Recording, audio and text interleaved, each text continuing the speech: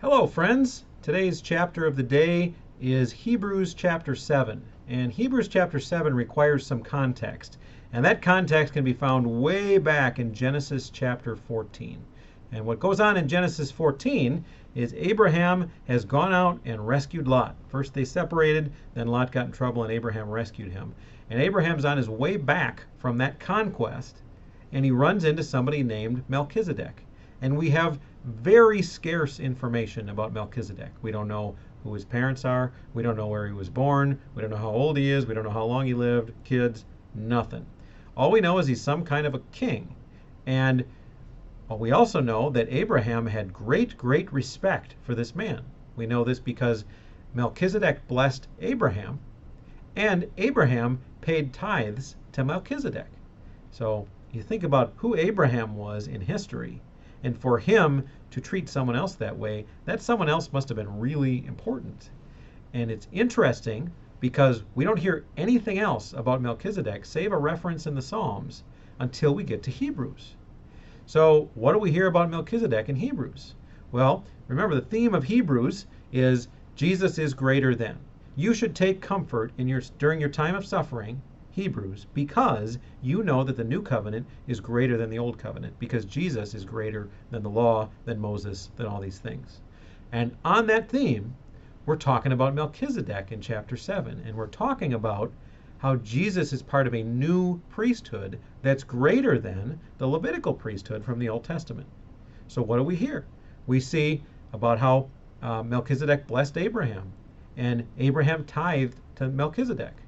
And we see in verse 3, he's without father or mother or genealogy, having neither beginning of days nor end of life, but resembling the Son of God, he continues as a priest forever.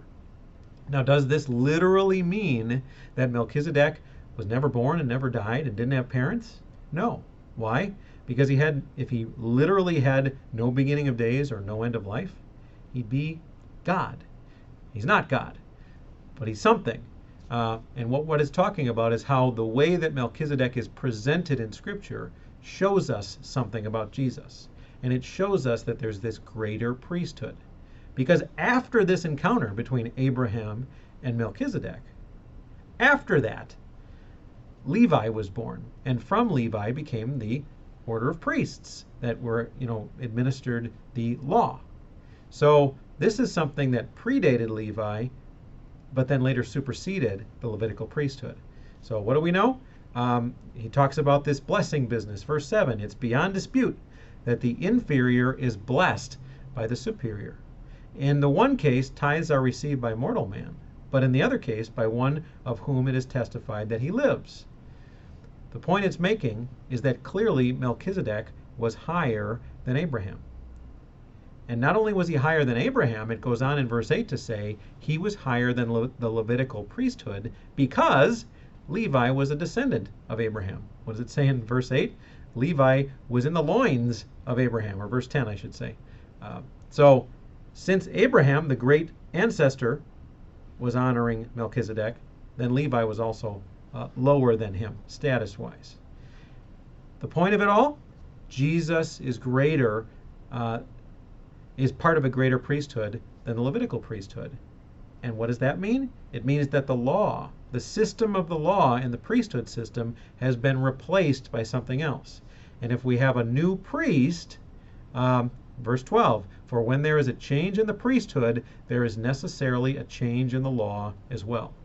So the priesthood of the Levites was under the law, the Ten Commandments, think.